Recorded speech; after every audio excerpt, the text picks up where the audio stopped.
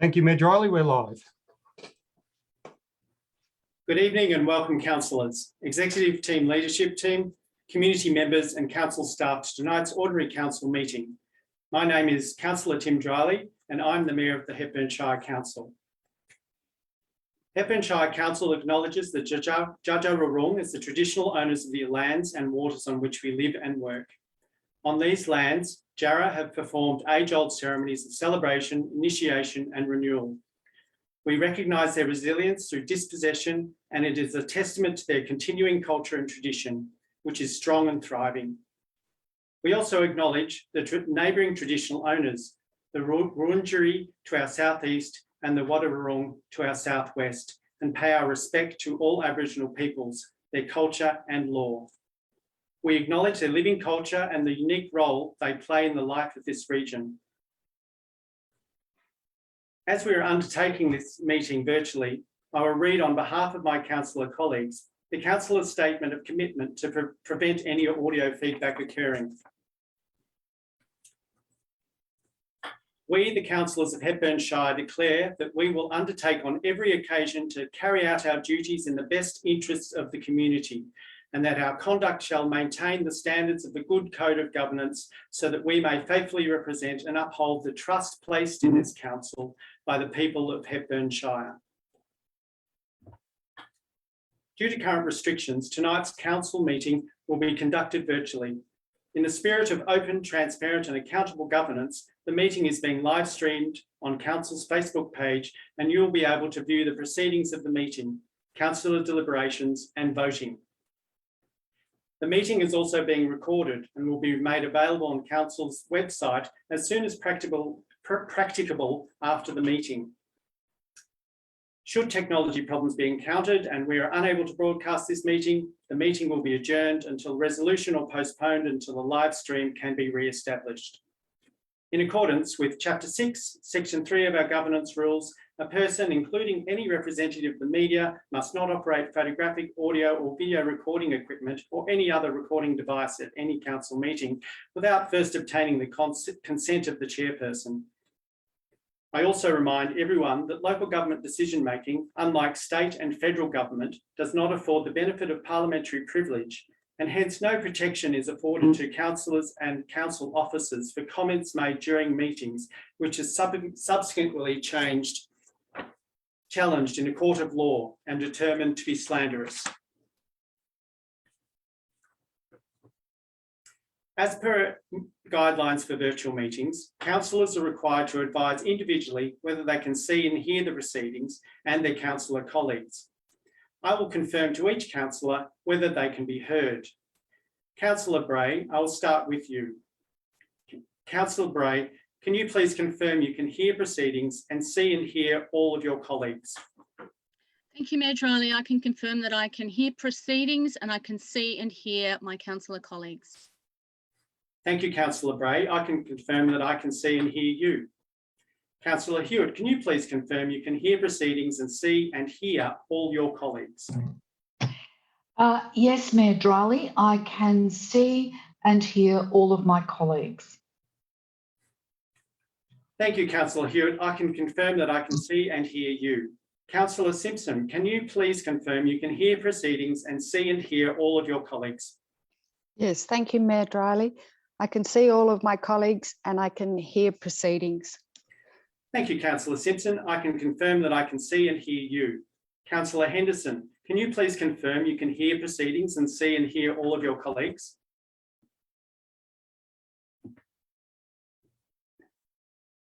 You're on mute, Councillor Henderson. Yes, Mr. Mayor, I can confirm that I can see and hear all of my colleagues and see and hear all of the proceedings. Thank you, Councillor Henderson. I can confirm that I can see and hear you. Councillor Halliday, can you please confirm you can hear proceedings and see and hear all of your colleagues? Thank you, Mayor Riley. I can confirm that I can hear proceedings and see and hear all of my councillor colleagues. Thank you, Councillor Halliday. I can confirm that I can see and hear you. Councillor Hood, can you please confirm you can hear proceedings and see and hear all your colleagues? Yes, I can confirm I can see and hear my colleagues and proceedings. Thank you, Councillor Hood. I can confirm that I can see and hear you.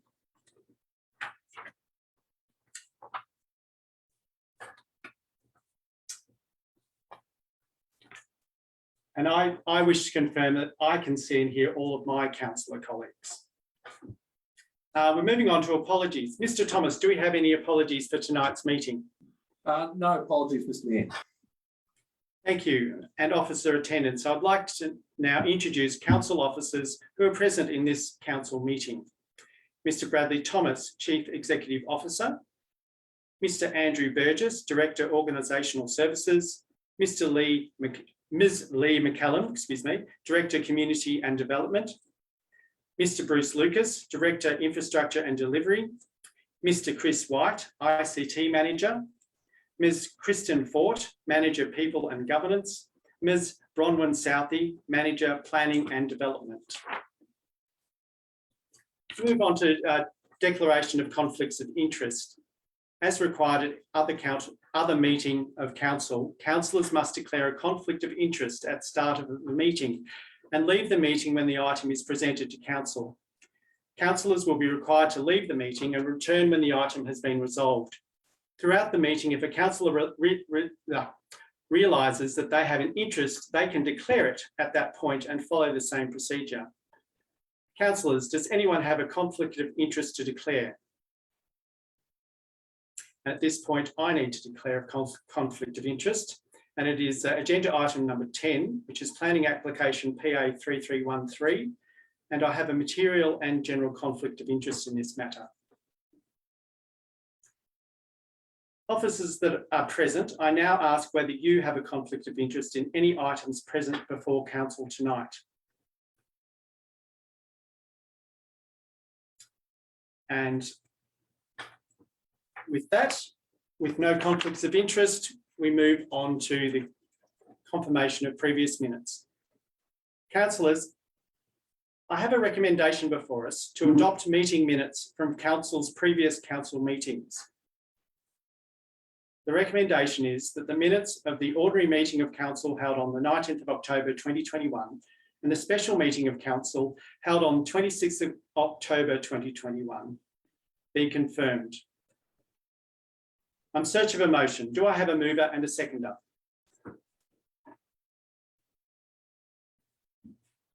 Councillor Halliday. And a seconder, Councillor Simpson. Councillors, I put this motion to vote. All those in favour of the motion, please raise your hand. Councillor Simpson, Councillor Henderson, Councillor Bray, Councillor Halliday, Councillor Hewitt, Councillor Drylie. Do I have those voting against? Councillor Hood. On that basis, and Councillor Henderson. On that basis, I declare the motion is carried. Thank you.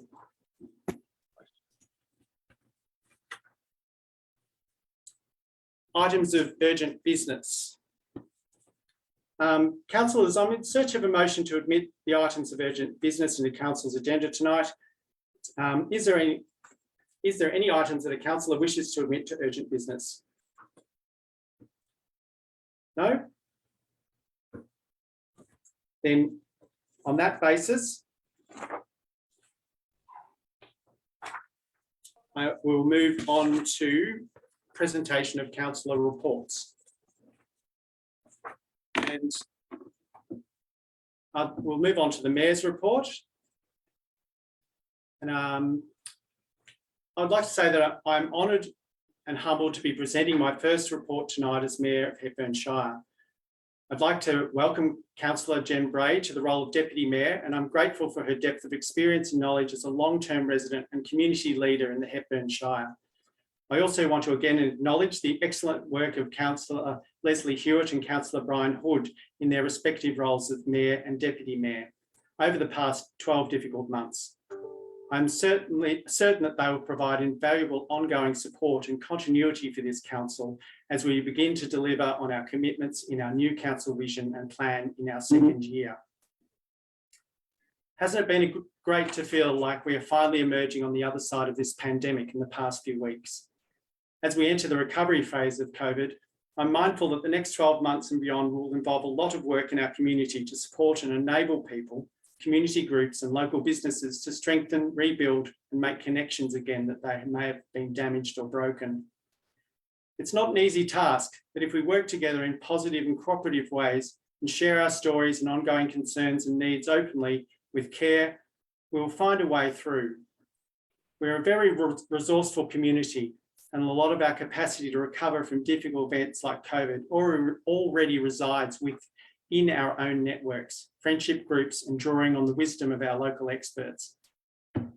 As a council, we are committed to be more responsive and dynamic in our engagement and communication to help you achieve your aspirations. In the past month, we've been reviewing our finances, considered some big decisions that we need to make around current and future projects and services.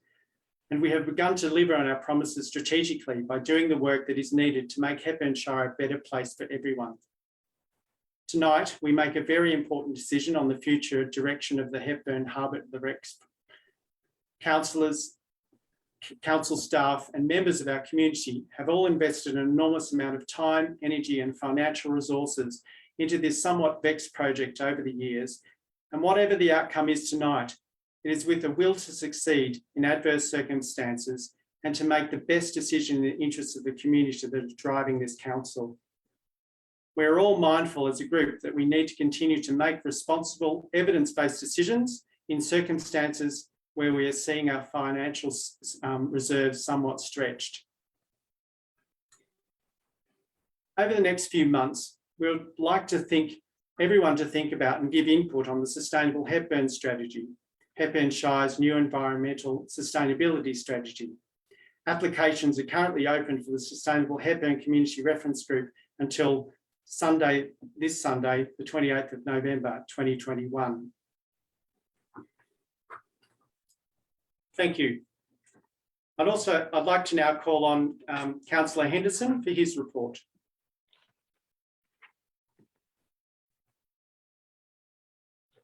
Thank you, Mr. Mayor.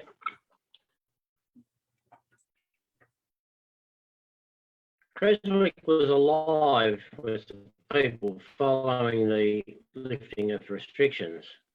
There were two art displays, one at the Creswick Town Hall and the other at the Masonic Lodge. Artists from around the Shire and beyond were at the Town Hall to enter their works and show off their very obvious talents. I was really taken by the works of Alison Parkinson, who had a series of paintings of the landscape around Newlyn because of the emotion behind them. They could be among the last paintings of this beautiful landscape without those horrendous proposed transmission towers. At the Masonic Lodge, there was a display of works by such artists, perhaps I should say Creswick artists, such as the Lindsays and Alan Bonaldo. All of these works were beautifully presented. People who had their first look inside the lodge were astounded by the beauty and detail of the very fine craftsmanship of the building itself. Likewise, many folk had not been inside the town hall since an internal paint and were pleased to see our fine old building being cared for. Of course, I was able to explain the significance of still having the projection room intact so that into the future it could be used to show film. The Remembrance Day event was down in attendance, but not in the willingness to show how those who served our country would be remembered. There are many emotions being expressed regarding the proposed AusNet towers, and the mental stress is taking a huge toll on sections of our community. Let me assure them that I will do all in my power to see that they are heard, in the hope that they are able to continue earning their living and enjoying the area that they know in peace. Thank you. Thank you, Councillor Henderson. Call on Councillor Hood. Thank you, Mayor. I'll briefly touch on 5 points, if I may. We're now 5 months after the event, the storm event of June, and Council continues to work with other agencies to address this massive cleanup. Current indications are that work will continue for about 2 years. Council has been distributing free firewood to residents and local community groups at a rate of 220 cubic metres per week, an enormous task in itself and is much appreciated by residents. It's also somewhat comforting and reassuring to report that the fire trails under council's responsibility have been cleared ahead of the fire season. Last month, having awarded a $1.85 million construction contract for the Trentham Sports Ground, it's pleasing to report that fencing is up and work has already commenced. Tender bids for the much awaited community centre are currently being evaluated, and the community eagerly anticipates the awarding of a contract to enable works to start early next year. On that point, with the community centre, the 6 community members of the project advisory group, in conjunction with council, are holding an open day on the 5th of December at the Mechanics Hall as a means to reminisce and celebrate the hall's long and colourful history before works start next year. The Trentham Lions Club and the Trentham and District Historical Society are supporting the event. On COVID-19, after a prolonged period of enduring lockdowns and restrictions, we're finally getting back to something resembling whatever normal is, just in time for Christmas and summer. The easing of restrictions is welcomed by the community and the local businesses who also did it tough, but were here for us. Finally, and on a sad note, I do note that John Reid, the co-founder of Trentham's iconic Redbeard Bakery, recently passed away. An influential and respected figure in Australian baking, he was known best to the food-loving public for the sourdough breads and pastries he made in Redbeard's 130-year-old wood-fired oven. To those in the trade, he'll be remembered as a paragon of traditional baking, a champion of the revival of wood-fired ovens, of the creation of community-based food systems, and of the renaissance of growing old varieties of grain for baking. John was noted for his commitment to excellence and respected for his standing in the industry and community. John Reid was posthumously awarded the Melbourne Food and Wine Festival Local Hero Award and will be sadly missed. Thank you. Thank you, Councillor Hood. Call on Councillor Simpson for her report. Thank you, Mr. Mayor. Please see my report as I will table. Thank you, Councillor Simpson. Call on Councillor Bray. Thank you, Mayor. I would like to report on events and connections made in the Birch Ward this last month. I attended the 11th of November Remembrance Day service along with Councillor Hewitt. We laid a wreath in memory of those lives lost in conflicts, and it was great to see the primary schools join us in singing the national anthem and presenting wreaths, and the other community groups present there. It was pleasing to see the Shire opening up. On the recent weekend, I was able to attend the Dalesford Vintage and Collectibles Fair, also Sprout Festival, and to see the lovely display of spring flowers and arrangements in local shop windows and businesses. I was able to attend the Yandoit, Clydesdale and Franklin Ford Community Planning Meeting and hear about some of the concerns and plans that community group have for their area. I was honoured recently in the last meeting to be elected Deputy Mayor at the Special Council meeting, and I feel it's a great honour to be able to support our newly elected Mayor, Councillor Tim Dryley. There are exciting and challenging times ahead in the life of our council, and I'm very confident that we'll work diligently to strengthen our council's financial and operational position while bringing the community along with us towards achieving our community vision and our council plan. Thank you, Councillor Bray. Councillor Hewitt. Thank you, Mayor. Since the last council meeting in October, my mayoral term was not renewed. So I want to take the opportunity again to thank Councillor Hood for his support as Deputy Mayor, Councillor Henderson for his willingness to share his considerable council experience, our CEO Bradley Thomas for his support and openness, and again to acknowledge all those council officers who have coped with providing council services under COVID restrictions and responded to the 2 emergency storm events the storm recovery, and also assisting the Grampians Health Unit with the pop-up vaccination clinics. It's been a period of almost constant and continual crisis management, and I hope that the next year allows for some settling down and return to, as Councillor Wood said, whatever normal is. It has been great to see the return of events. In the last fortnight, I've seen the importance of volunteers in our community, with the volunteer organised fundraiser for the Hepburn Wildlife Shelter and the return of live music events with the premiere Song of the Wombat. The fabulous Sprout Festival, which was organised by the Daylesford District Horticultural Society in collaboration with Friends of Wombat Hill and funded by the council. There were over 300 volunteers involved, and there was such a buzz in the street. But importantly, it was not only a community event. Several businesses have reported to me that the displays drew people into their shops, which of course is an important part of COVID recovery. I also want to acknowledge the volunteers on our Disability Advisory Committee and the Gender Equity Committee, both of which met during the last month and both of which I chair. Both these committees have an important role making sure council projects and services reflect the needs of these groups.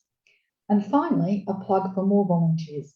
For Central Highlands Rural Health, just to let people know, they've started their community consultations on the Daylesford Hospital Precinct upgrade.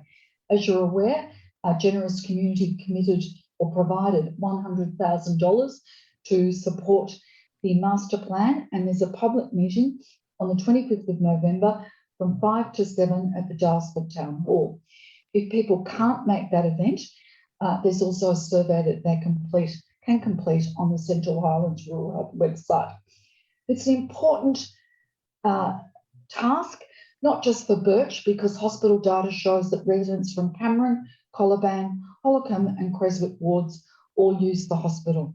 Hospital Upgrade Committee have continued to meet with our Macedon MP, Minister Marianne Thomas, our Ripon MP, Louise Staley, and both of whom recognise the importance of the hospital to the community. There's a list of meetings and events that I've attended, and they'll be tabled with my report. Thank you, Mayor. Thank you, Councillor Hewitt. Calling on Councillor Halliday. Thank you, Mayor. I have to say, similar to what Don was saying, it's great to see our towns coming back to life with events happening again. The Clunes Market on the weekend went really well and was we had lots of people attending, as well as the primary school car boot sale, which was a great success. And coming up, unfortunately, there isn't enough time to organise our usual Christmas in Clunes, which people would know from previous years was pretty epic. But the Clunes Neighbourhood House and other organisations are organising Feast on Fraser next Friday night. So that's going to be fantastic to get everyone together in the main street and celebrate the festive season. I also attended our Remembrance Day service in Clunes, which had good attendance. I also wanted to congratulate the Neighbourhood House, their initiative Boom. One is a winner of the Main Street Australia Awards in the category Program, Initiative, Activity or Event. So a big congratulations to Lana and her team. Such a great initiative and well-deserved winners. And I just wanted to remind those of you who are watching and are interested, once again, they are collecting reverse advent calendar Christmas hampers in Clunes. So you can fill a box or pay to fill a box and help everyone enjoy Christmas this year. And that's being done through the Neighbourhood House, but there is also boxes can be picked up at the newsagent. That's all for me. Thank you. Thank you, Councillor Halliday. I've got a recommendation before me that council receives and notes the mayor's and councillors' reports. I'm in search of a motion. Do I have a mover and a seconder? Councillor Simpson, a seconder. Got a seconder for the motion? Councillor Halliday, thank you. Councillors, I put this motion to the vote. All those in favour, please raise your hand. Councillor Henderson, Councillor Simpson, Councillor Bray, Councillor Halliday, Councillor Hewitt, Councillor Dryly. All those against? No one's against. I declare the motion carried. I'm moving on to the Chief Executive Officer's report with Mr. Thomas. Thank you, Mayor. The CEO's report for the month of November is included in the agenda. Just a couple of highlights I'll draw attention to. Really surprising how quickly a month flies in council, particularly here at Hepburn Shire, to go back and have a look at the numerous things that have been undertaken. And it's really vital that we do take a bit of stock to sometimes go through some of the things that have happened. Back only on the special council meeting on the 26th of October, it does seem a little longer than that ago, council adopted its first community vision for 10 years, council plan for the next 4 years, and long-term financial plan for the next 10 years. Our council plan included our municipal public health and wellbeing plan. So really key documents that have been put together with a lot of community input as part of the Hepburn Together project. And it's fantastic to get those adopted. So thank you to councillors and the community for their input in that. So some significantly strategic documents for the council, but a significant decision by council with the council elections. Congratulations to our new mayor and deputy mayor, and thank you for our past mayors and deputy mayors, and really value the relationship with all councillors and council staff working together. It was fantastic, and councillors have noted in terms of really the opening up of restrictions and towns being a lot busier. Been fantastic to see high vaccination rates across the Shire, and that's been absolutely fantastic in us to get back to somewhat of normality, and really pleasing to be able to note that effective this Monday, all our staff are able to return to the office, and now in a hybrid working model. That's actually fantastic news. A number of new staff have joined the organisation, haven't been into the office, and we will be seeing staff for the first time. So fantastic news for us. And tonight really brings together the culmination of a lot of work over the last period of time. Lots of fantastic reports in front of councillors tonight, to really long-term strategic decisions for councillors to make. And I just really wanted to send my appreciation to staff for the professionalism, the frank and fearless advice that we bring to councillors.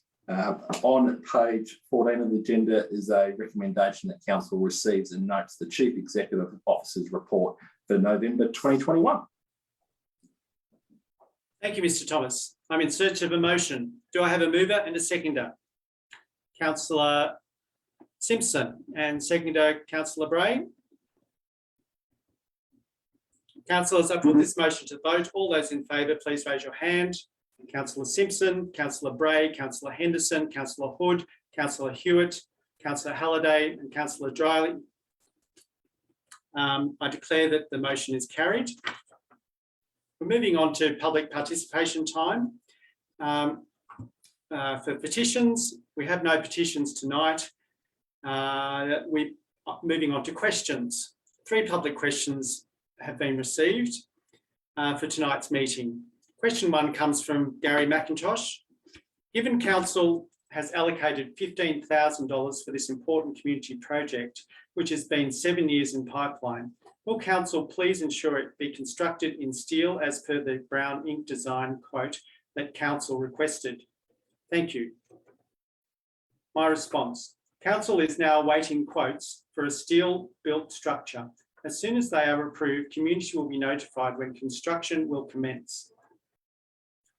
Question 2 is from David Moore.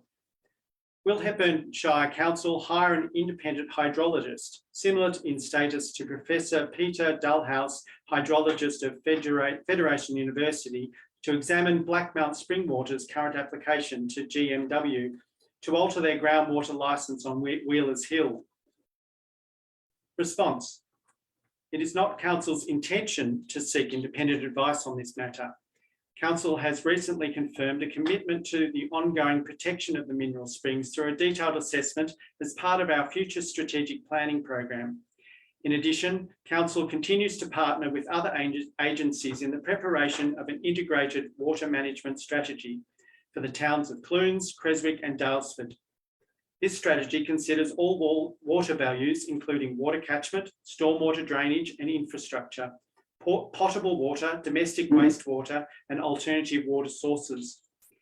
We will be implementing this over the next 12 months with our intention to expand this work to Trentham and Glen Lyon in the future. Council will continue to advocate and seek funding to further this work to protect our precious water resources. Question number 3 comes from David Moore again. Will Council request through an FOI the data logging of the groundwater take at Wheelers Hill by Blackmount, submitted annually to the Goulburn Murray Water, and make the truck data logging available to Council from Blackmount and Vic Roads to be made public? The response is, in late 2019, the Chief Executive Officer and Director for Infrastructure and Development Services met with Blackmount Springwater to discuss ongoing concerns about water extraction and particularly around compliance with planning permit conditions and truck movement curfews. Agreement was reached with the Director and the Chief Operations Officer around monitoring of curfews and a commitment around self-reporting of known breaches to Council. Vehicle GPS tracking is also available on request. Council has in the past undertaken surveillance of truck movements outside of the permit conditions and had legal advice regarding this. Council is of the understanding that compliance with the permit conditions is now being achieved. It is not Council's intention to seek this information through an FOI process. Council welcomes any specific details from concerned residents about any non-compliant vehicle movements. Moving on to requests to address Council. No requests to address Council have been received tonight. Those speaking in relation to planning applications will be heard at item 10.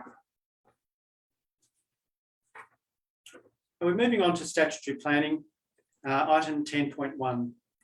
PA, planning application 3313, use and development of dwelling and associated works. As Mayor, I have a conflict of interest in the planning application and a temporary chair must be nominated. Councillors, I'm declaring conflict of interest. I need to depart the meeting and therefore I need a councillor to move a motion to appoint a temporary chairperson in my absence. The motion is that Councillor Bray be appointed as temporary chairperson. Do I have a mover and a seconder? Councillor Simpson, seconded it, Councillor Halliday.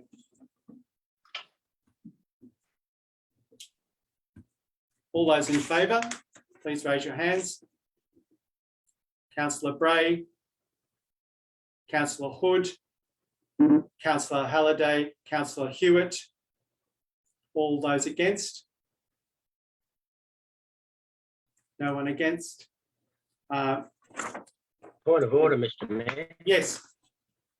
Point of order. I've been putting my hand up first all the time. I've just had it up there now and it never gets acknowledged. Is there a problem? Can't you see the digital hand or do you want us to use the others? Yes, it is disappearing a bit against the orange background. So apologies, Councillor Henderson. I'll make more of an effort to take note. So I supported that motion. Thank you, Councillor Henderson. I'll make note of that. So that was carried unanimously.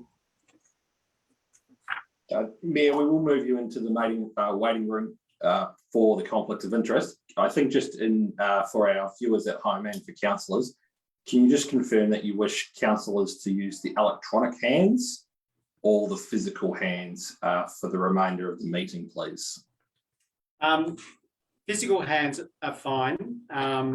and I'm happy with physical hands. So that would be my position at this point. Thank you. We'll place you in the waiting room. Thank you.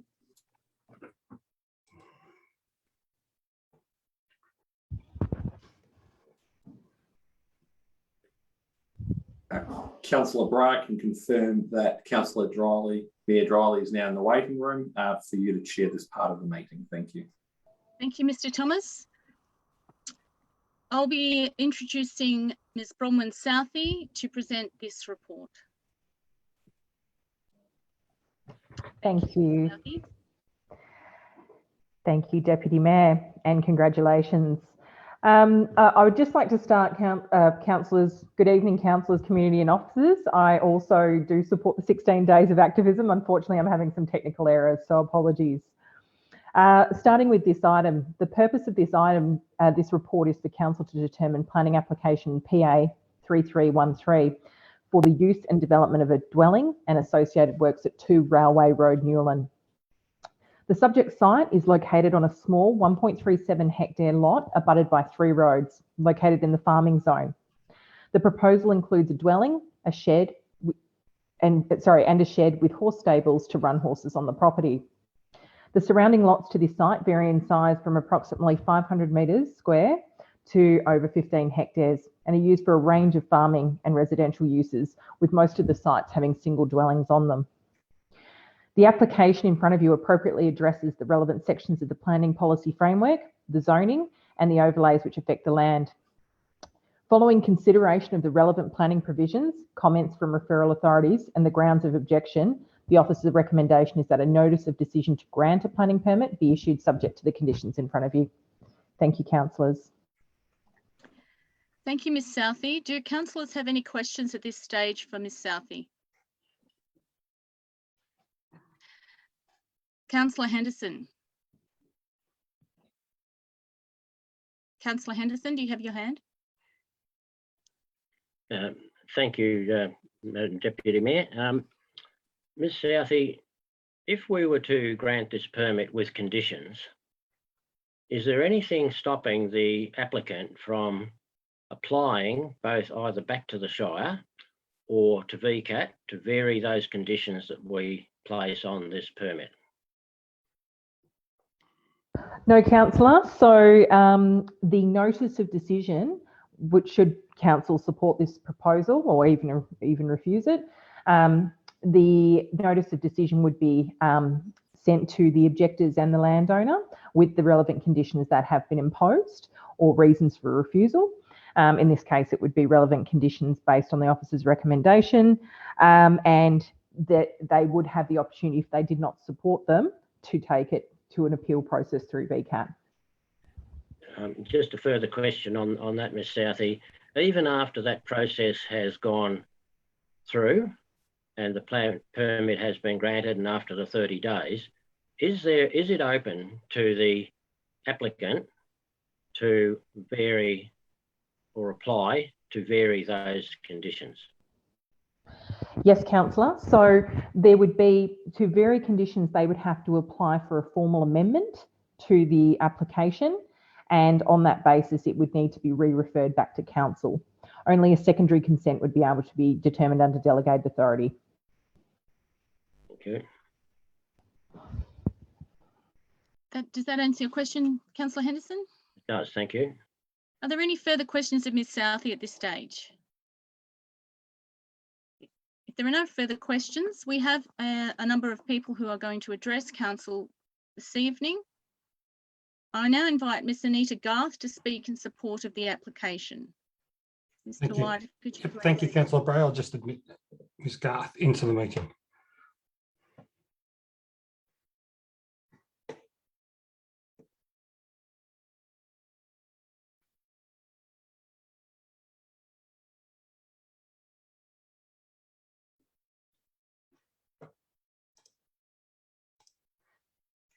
Are you there, Ms. Garth? Yes, I am. Thank you. Thank you, Councillor Bray. Hello, thank you. Welcome, Ms. Garth. My name is Councillor Jen Bray and I'm chairing the meeting at this point. Welcome to tonight's council meeting. You're here to speak regarding the application. You have 3 minutes and the time is yours. Thank you. Thank you, Jen. I'm Anita Garth. I'm the owner of 2 Railway Road in Newland. Put forward a proposal for a dwelling on the 3 acres, which used to be railway land. I was actually hoping Joanne from TGM would be present at this meeting to address the planning matters. She's my consultant planner. Do you know if she... Yes, sorry, Anita and Councillor Bray. Yes, Joanne's in the waiting room. So normally we speak in one after the other, but... Oh, okay, apologies. If the council allow it, we can admit Ms Pearce, but if you speak first, Ms Garth, then we can admit Ms Pearce to talk about the... planning matters. Yep. Okay, I probably don't have a lot more to add unless there's technical queries from the council members regarding the design as the owner and architect. Otherwise, I will let Joanne address any of the planning matters or planning queries.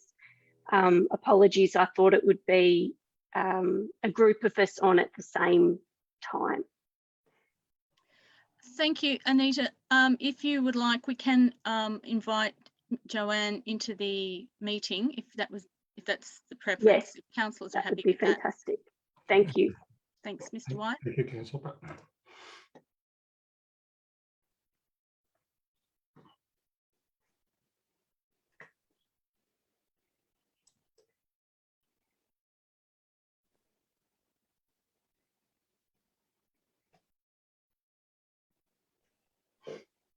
Thank you, Councillor Bray. Welcome, Joanne Priest. My name is Councillor Jen Bray. I'm chairing the meeting at this point in time. Hello, Joanne. We have Anita Garth in the meeting as well, and you have an opportunity now to present your views to council.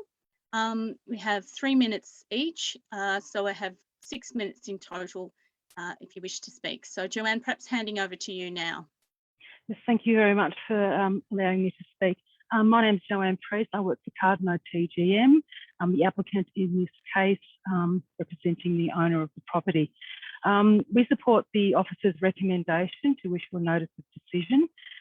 Although the site is located in a farming zone, the lot is isolated from other farming areas by 3 roads and then the township zone to the west. So it's not contiguous with surrounding agricultural land, making incorporation commercially and logistically unviable. Also consolidating blocks of land and so on based on the road formation around it. The approval of the house on the property, we believe that it will not limit the operation or expansion of nearby agricultural uses, again due to this site being physically landlocked by 3 roads and the township zone. So it will really have no implication on the continued operation of surrounding agricultural properties. There's currently a high concentration of dwellings in this vicinity. That's primarily due to the historical settlement nature and pattern of the area and the roads meeting at that particular point. This was identified on a map which was included in the town planning report which we submitted, which is on page 62 of the council agenda PDF. Many of those lots are under 1 hectare, the subject site being 1.3 hectares. So in that regard, it is larger than some of the surrounding lots that currently have houses on them. The use and development of a dwelling on the land will not be detrimental to the continued operation of nearby agricultural land and activities, as I keep reiterating, due to the significant site constraints being 3 roads and a different zone to the west. And for those reasons, we request that the council support the officer's recommendation and issue a notice of decision to grant a permit for a dwelling on subject site. Thank you, Ms. Priest. Can I ask if any councillors have any questions of Anita or Joanne at this stage? Councillor Henderson. Councillor Henderson, you're on mute. Lucky I've got two hands, I'll say. But yes, Ms. Priest, through you, Madam Deputy Mayor. The picture you've painted is one that seems ideal to build a house because of the surrounding houses and of the other small lots, and it probably could be argued, perhaps if I accept that as an argument, it would be ideal for when we do our rezoning to have this as a residential area. And so is that the intent, to have the residents, or is this going to be in fact a farm for all intents and purposes? No, the owner will be operating a stud farm or a horse, primarily through artificial insemination. So there will be agricultural activity, being animal husbandry, occurring from the site. You'll notice that as part of the development plans, there are stables to the north of the dwelling. So the property will be used for a form of agricultural activity. That doesn't actually require a planning permit under the farming zone, but the house is being put there in conjunction with agricultural activity to be conducted from the property. And just a further question, why is it essential to have somebody actually living on the property? There are lots of farms around the Shire. Some of them are a lot bigger than this, that do not have the necessity for a residence to be there ancillary to the operation. As you can appreciate, especially during foaling season, there needs to be continual supervision of the animals. The animals aren't cheap. I believe that it's quite expensive. So therefore, it's a highly prized product. For the health and well-being of the animals, there needs to be somebody, on site who can check on them at a regular time to ensure that there's nothing untoward happens. And as I said, also the stallions that are kept there, stallions by their nature can be quite feisty at times. If there's other mares on site, they need to be kept an eye on to make sure that they're not getting up to anything untoward or injuring themselves trying to jump fences and so on. Thank you, Joanne Priest. Councillor Henderson, does that answer your question? Yes, I have a further question, Ms. Priest, if you don't mind. You mentioned feisty stallions, and also that we've got the the mares, and we've got houses nearby, and the possibility of houses closer with these small hectare lots, if we accept that this is in fact an area that could be developed into having more and more houses, which isn't necessarily anything you're concerned about. But what is the measures that it will take to ensure the safety? I mean, stallions are not just feisty at times; they're actually quite protective, and so what is the fencing that was going to be required? And the other thing is, if the horses are stabled, how do we deal with the effluent from the stable being washed out, having been stabled? Where does that effluent go? If you don't mind, I might pass that over to the property owner, Anita, who's online at the moment. She's probably in a better position to discuss those technical aspects of looking after the horses. Yeah, thank you. Thanks, Joanne.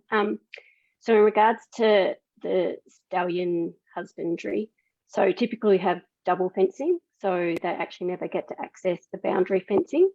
That way they're not in contact with any neighbours or people. They're not typically aggressive towards people. It's more a matter of actually keeping them away from other horses that they might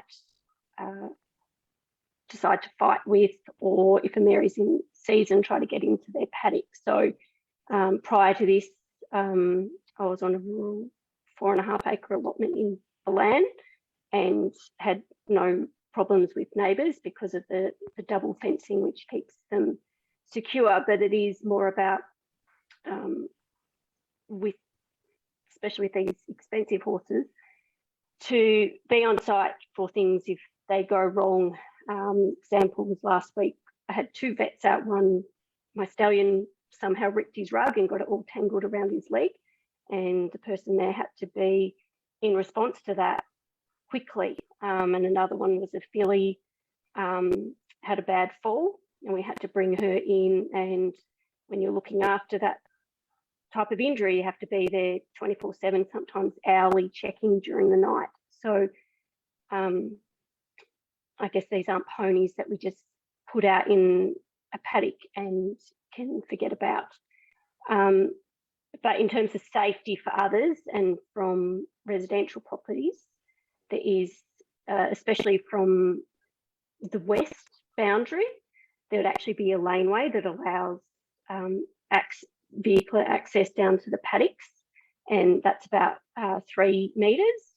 Then you would have the fence for the stallion. So even if the stallion did get out, they actually would have further fences to get through before causing any possible damage to themselves and to others. In terms of stables, typically the stable itself is on a sand bed with a rubber lining that allows urine and stuff actually to go into the soil to disperse. Manure is usually brought out of the stables, and if it's not used on, typically used always on garden beds and things to break down. The horses are generally stabled mostly during show season when they're getting ready to compete, or if they've got an injury or needing more consistent care than if they're in the paddock. Thank you, Ms. Garth. Are there any further questions for Ms. Garth or Ms. Preece? Councillor Hewitt. Thank you, Madam Deputy Mayor, and thank you, Ms. Garth and Ms. Preece, for coming along and explaining your application. I've just got a query. You've said that it's as we know, it's located in farming zone, and you'll be undertaking an agricultural activity, which I understood from what you said would be primarily artificial insemination. But then you're talking about having stallions and mares on the property. So the mares, once they get in foal, will remain on your property rather than going back to where they were to foal, or, sorry, I'm not understanding. Okay, I'll explain. So I have a couple of my own mares and also young stock that would be on the property. The stallion stands at public stud to outside mares that gets shipped all over Australia. So typically I don't take on outside mares. Might occasionally take on one that is a problem breeder, that it's hard for that mare to go in foal interstate with delayed times, and if she's not cycling well, etc. And that's where it's definitely important, especially if I've got an outside mare, to be there to be able to look after that other person's horse. Yeah. Thank you. That's clarified it for me. I do understand that it's not our decision, not of our interest what the business is actually going to be, but I was just interested, given that it was agricultural activity on farming land. So I do understand that that's not to be considered as part of it. Thank you. Thanks. Thank you, Councillor Hewitt. Are there any further questions for Ms. Garth or Ms. Preece? If there are no further questions, I'd like to thank you both for coming in tonight and for presenting your application. And our IT officer will let you out of the meeting. Thank you. Thank you. Thank you, Councillor Bray. Both participants are in the waiting room. And we now have Mr. Jeff Pyle, who will speak in objection to the application. Thank you.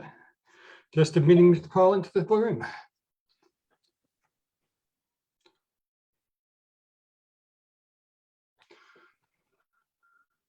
Good evening, Mr. Pyle. It's Councillor Jen Bray. Welcome to tonight's council meeting. Can you hear us? Yes, I can. Thank you. Can you hear me? Yes, we can. Thank you very much for coming tonight.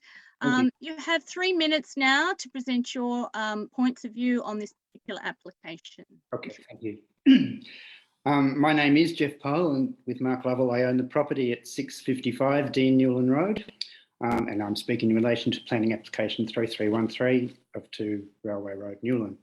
My objection to the application is primarily that the granting of a permit for a residence on farming zone land under 40 hectares would set a precedent for other such pockets of land in Newland and the district. On the 15th of September last year, Hepburn Shire Council at its meeting voted unanimously to reject a similar application at number 8 Railway Road, that is the continuation of the old railway reserve across and on the southern side of Dean Newland Road. All 7 councillors present at that meeting rejected the application, stating that granting such a residential permit would set a precedent leading to the eventual loss of small pockets of highly valuable agricultural land, as some of you may remember. The councillors stressed the importance of Newland's agricultural soils as being the best in Victoria and possibly Australia. The council's regulation is clear: a minimum of 40 hectares in farming zoned land before a residence can be built. 2 Railway Road is 1 hectare and 1/5 the size of the rejected application of last year. To grant a permit for 2 Railway Road would, I suggest, open the opportunity for the landowner at 8 Railway Road to reapply, and that application is still before VCAT. A successful application at 8 Railway Road would have a negative impact on our property with, as stated previously, potential seepage of wastewater into our property during times of winter flooding. The similar application for 2 Railway Road represents exactly what the council was so concerned about in 2020. I'm also concerned that, as occurred in 2020, a Hepburn Shire Council officer has recommended putting aside the regulation and granting a residential permit. This, despite last year's strong council rejection. I question what this suggests about the culture and discussions that took place in that office, and I ask why it's happened again.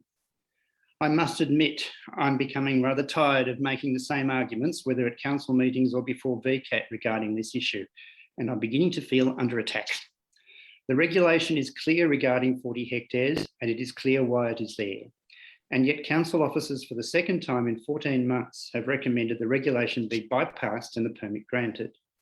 This, once again, to someone who has bought the land cheaply, because it is zoned farming, and then has immediately applied to council for a residential permit, thereby standing to make a tidy profit. And how fair and equitable is that? I ask you to please protect our environment and the historic nature of Newland, and please protect the community. And I urge councillors to remember the arguments and decision of 2020 and refuse the permit for 2 Railway Road. Thank you. Thank you, Mr. Pyle, for your presentation tonight. Do any councillors have any questions for Mr. Pyle? If there are no questions, I'd like to thank you for coming in tonight, and our IT officer will let you out of the meeting. Thank you, Mr. Pyle. Thank you, Councillor Bray. Thank you, Councillor Bray.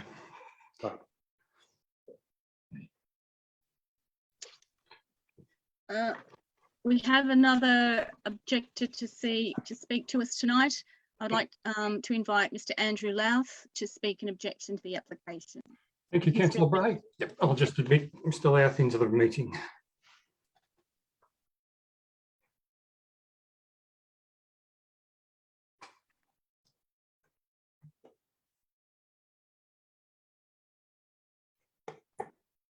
Thank you.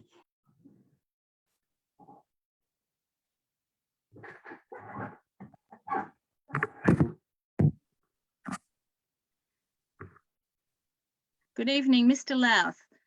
I'm Councillor Jen Bray. Can you hear me? Thanks, Councillor Jen Bray. Yes, I can. Can you hear me? Yes, I can, but it would be better if you could come a little closer to the screen if possible. Could you try that? I'd like to welcome you tonight to tonight's council meeting. I believe you're here representing yourself and Nigel Smith. And you have 3 minutes now to present your case to council regarding this particular planning application.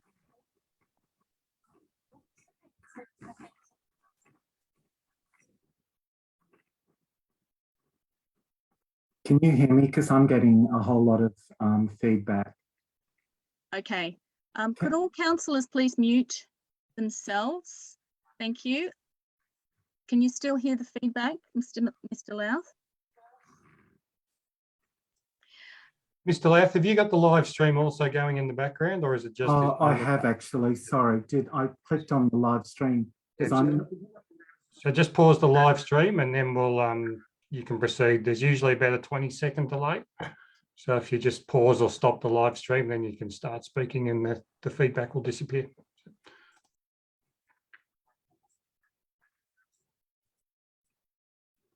Hello, can you hear me now, Mr. Louth? Just wait, I'm just going to pause the live stream. How do I pause the live stream? You can either just close the Internet Explorer or Edge tab or Chrome tab, however you open that, or you can just click on the video and that'll close pause the live screen.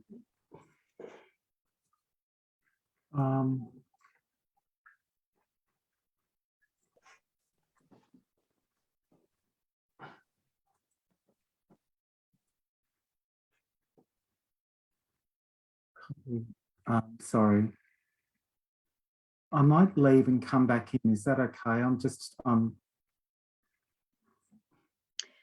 You shouldn't need to. Can you bring the live stream up to the front of your the front window of your computer and then just close that live stream, or just click on the video screen in Facebook. I assume you're watching it, and it will pause the video if you click on the video feed. So click on the image of the video.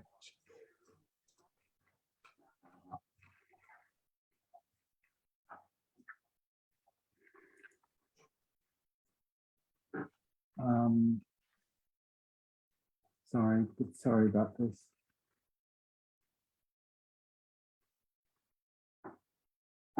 Okay, can you hear me now? Can you hear me? I can hear you.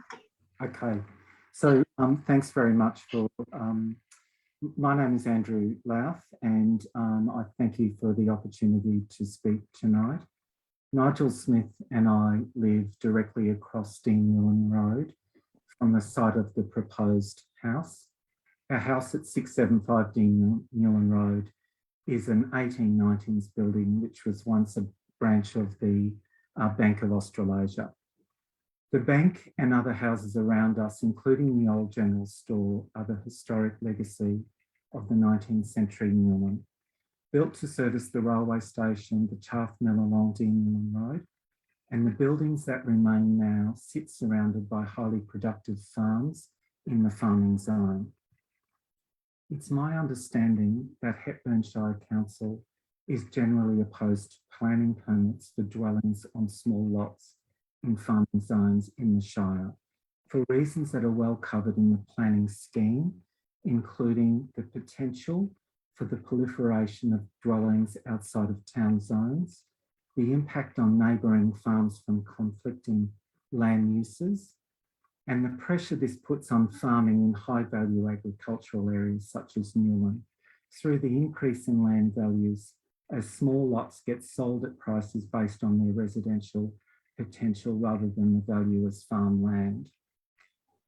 This is a real risk in the proposed site on the edge of Newland, where the presence of existing houses in the farming zone that predates the current zoning is used as a justification for the construction of more houses on small lots. There are many small lots in the local area, and each permit for a dwelling on a small lot becomes a precedent and a justification for the others in the vicinity. These small lots are often not bought by surrounding farmers to incorporate into their farming enterprises because they are priced out by the buyers who see the value as residential potential rather than the farming land. The Shire has set very clear priorities about where development should happen in Newland through its zoning decisions, and we believe these should be adhered to. The permit application will turn an underused piece of farmland into a residential lifestyle property on a 3-acre lot in a convenient location. It would spell the end of its potential for farming use. It is a fact that 2 Railway Road is land zoned as farming. It may border a small triangle of township zone land, but this should not influence whether a house is permitted on the site. It is either farming land or it's not. The triangle of land that 2 Railway Road sits on is surrounded by farming zone on the north side of Railway Road and to the south and to the east.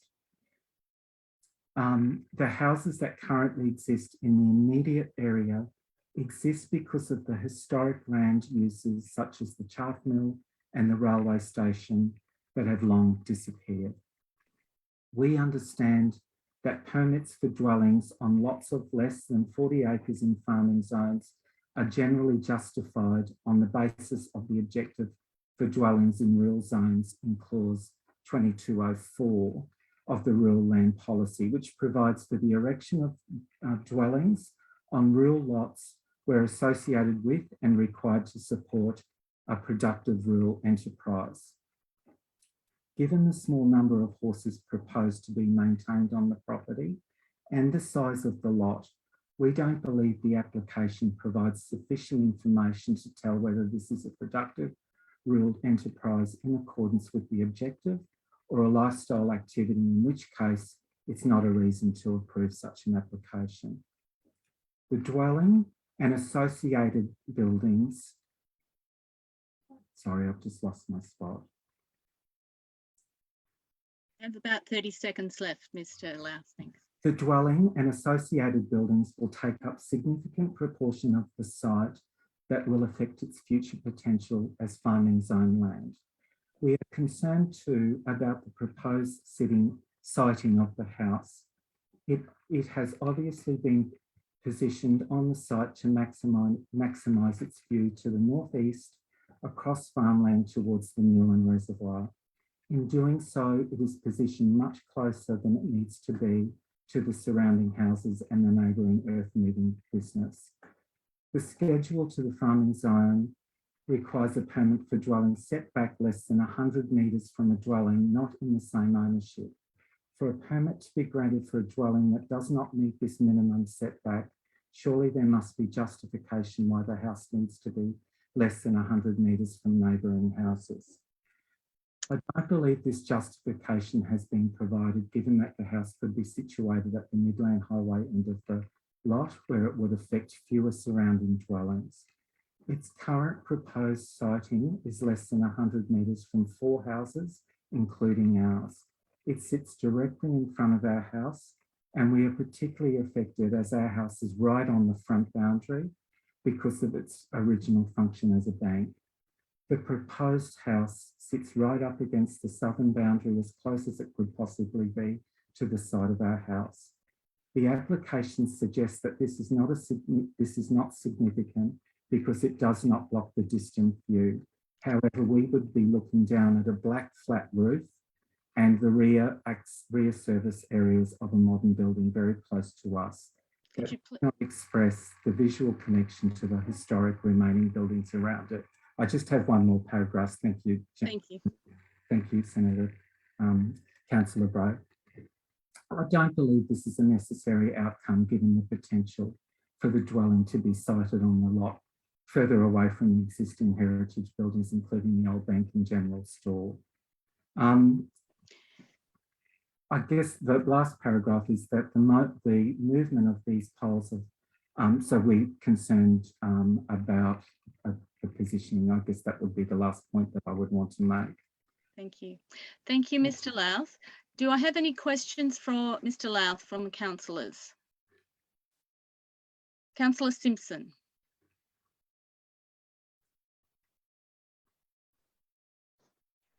Thank you, Deputy Mayor Bray.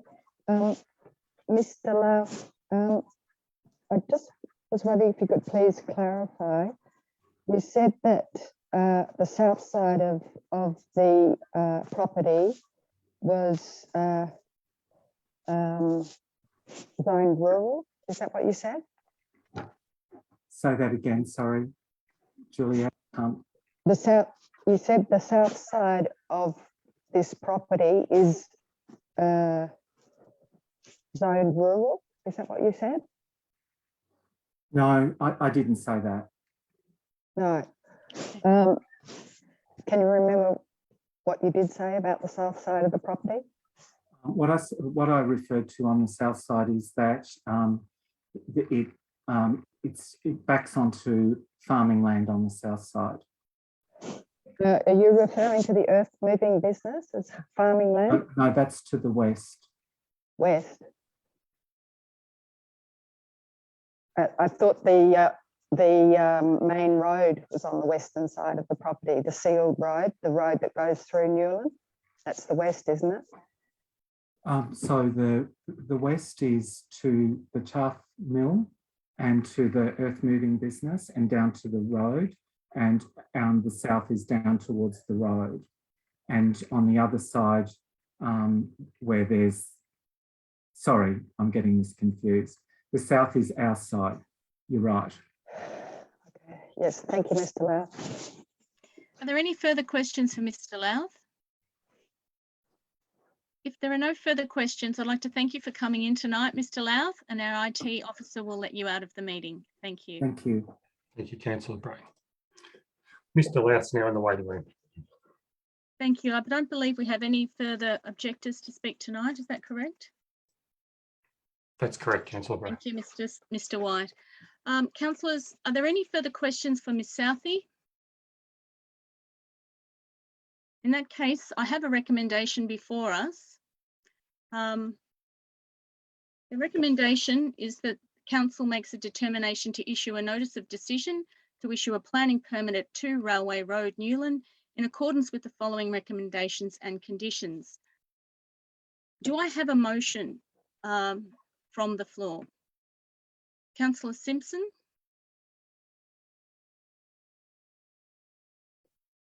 Councillor Simpson, you're muted. Thank you. I'd like to move a motion, which is the officer's recommendation plus further conditions that Council, having cause notice of planning application PA 3313 to be given under section 62 of the Planning and Environment Act 1987, the Act, and having considered the matters required under section 60 of the Act, determines to issue a notice of decision to grant a planning permit for the use and development of a dwelling and associated works at 2 Railway Road, Newland, subject to the following conditions. The conditions... Could we see the screen sharing, if that's possible, please, Mr. Smith? Just having some technical difficulties. Just give us 2 seconds, please. No problem. Continue, Councillor Simpson. Thank you, Deputy Mayor Bray. The conditions that are highlighted are the ones that have been included.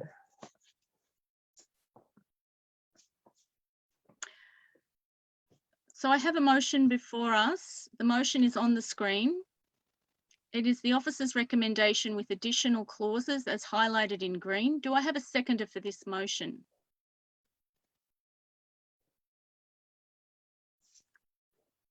Councillor Halliday is seconding the motion. Are there any councillors that wish to speak against the motion? Are there any? Thank you. Councillor Simpson, would you like to speak for the motion?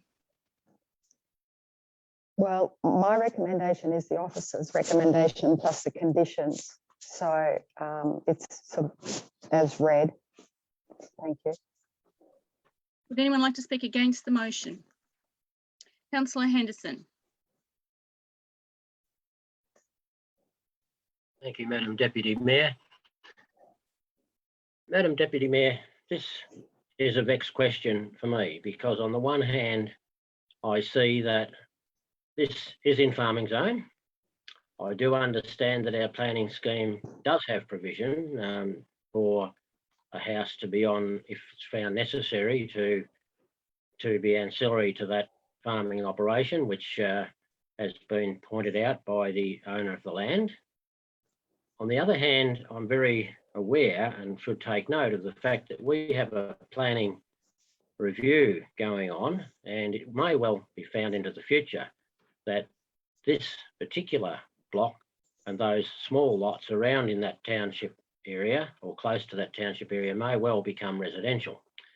And so I can just see all of the real estate agents lining up now with their for sale subject to council approval, and that's happening in places all around the Shire. And I speak to real estate agents who tell me that it's what they recommend now. And I notice there's a new one out for sale out at Clunes in a bit different situation, but it's all the STCA, and so we're seen as a target. This is in highly productive soil, and as we've pointed out with our small farms, they can be very, very productive, but not for raising horses. It's not that productive to raise horses. Maybe the type of soil is able to be bought. It's probably going to be intensive farming, because most of the, and there's another aspect about having intensive farms, because these horses will require more than 50% of the food to be bought in. You can't on that small land have all of those horses and not bring more than 50% of the feed in. They'll have to be fed. I oppose this motion, and I foreshadow that should it be unsuccessful, that I will be moving a different motion. Thank you, Madam Deputy Mayor. Thank you, Councillor Henderson. Would anyone else like to speak for the motion? Councillor Halliday. Thank you. I just briefly wanted to say I understand the points on both sides, but in this case, I think this particular block of land, due to the fact that it's landlocked, due to the fact that it's ex-railway and has some contamination on site, I can't see it ever being a viable farm to produce crops for human consumption. I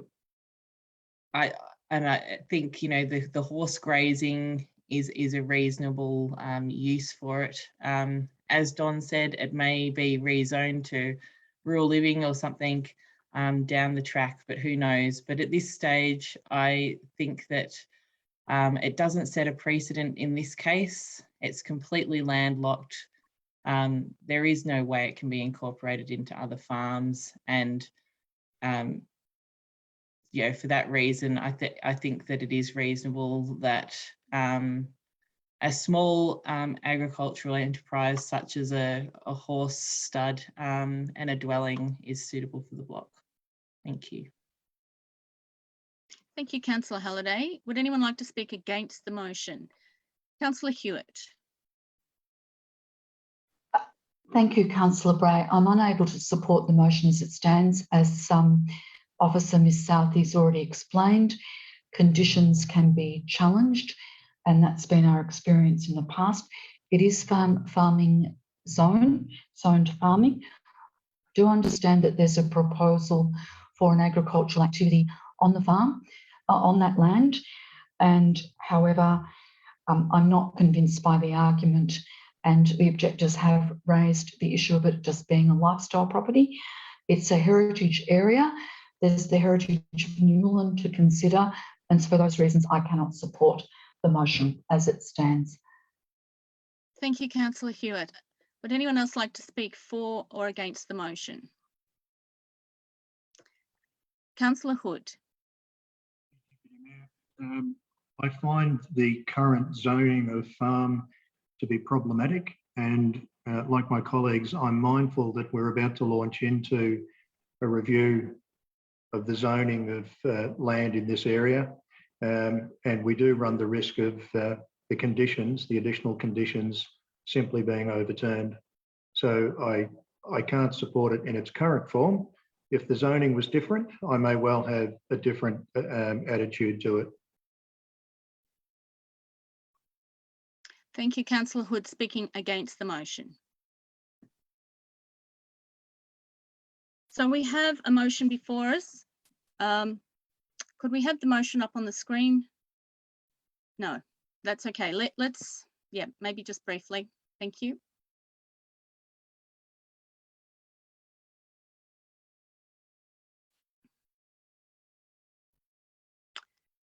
Thank you, Mr. Smith. Thank you. I will put the motion to the vote. All those in favour of the motion?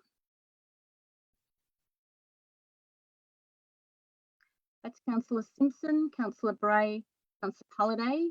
All those against? That's Councillor Henderson, Councillor Hewitt and Councillor Hood. We now have a tied vote. Thanks, Councillor Henderson.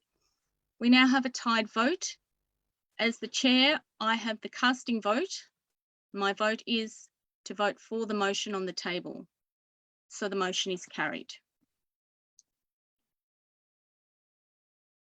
I'll now ask if we could bring Councillor Dryly back to the meeting. Thank you, Councillor Bray. I'll just admit Mayor Dryly back into the meeting.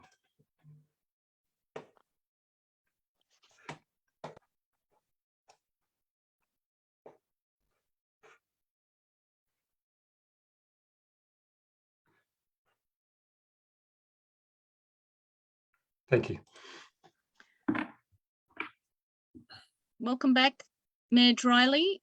The motion that we have just passed was a proposal to accept the officer's recommendation with additional conditions. That motion was carried. Thank you, Councillor Bray. I'd just like to make a note at this point, councillors, that I think it would be good in terms of me keeping track of your voting, that if you raise your hands for when we're talking about orders of speaking, and also for if you're making a potential motion. So raise your electronic hand in those instances, just so that we get the correct order of things.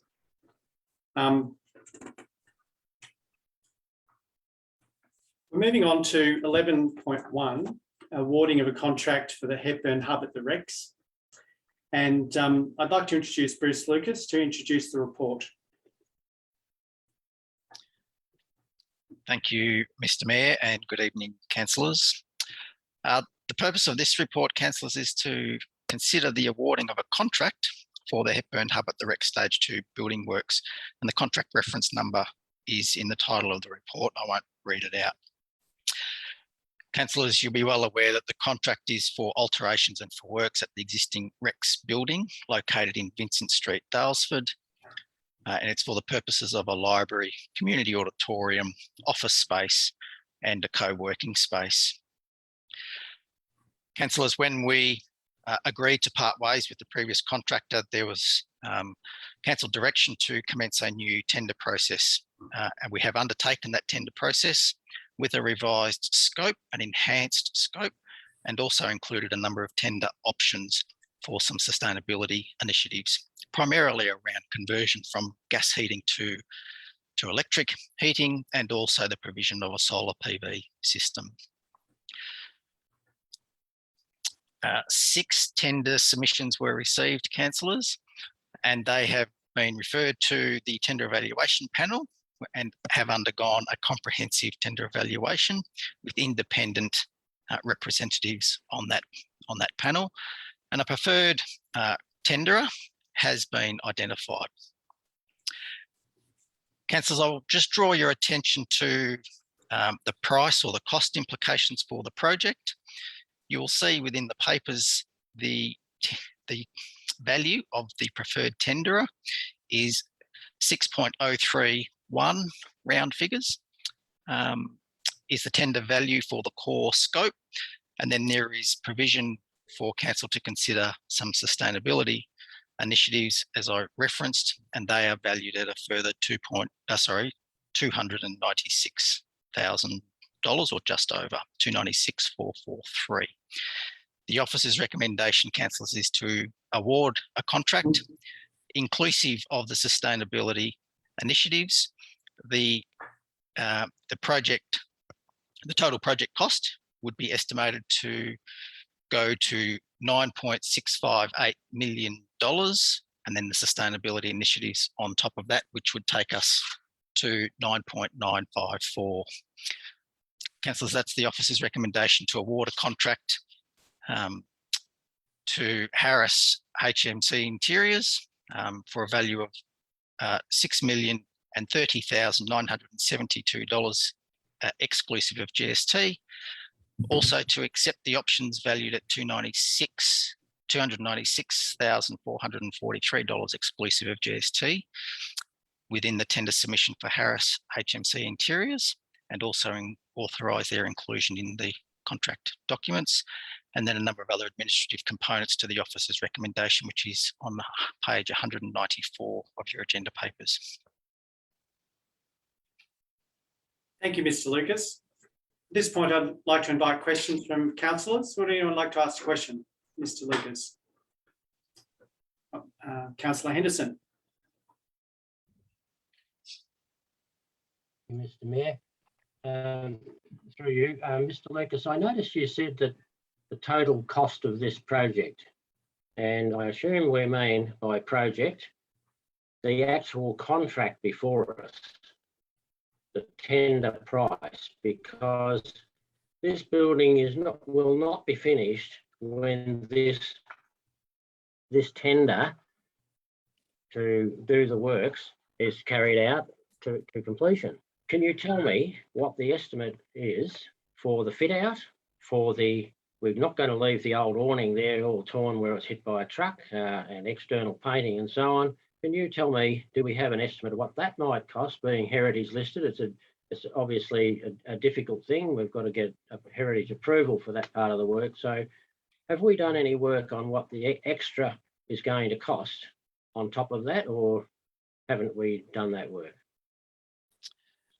Through you, Mr. Mayor, the short answer is we have not done that work. The current project scope endorsed by council excludes any work on the front facade of the building. The current project cost, inclusive of the tender value that is recommended before you tonight, is 9.658063. And if council chooses to proceed with the contract and include the sustainability initiatives, there is an additional $296,443 for the sustainability initiatives. That excludes any work on the front facade, which, as you say, is covered by a heritage overlay under our planning scheme, would be subject to planning provisions and not being scoped or costed at this stage. Okay.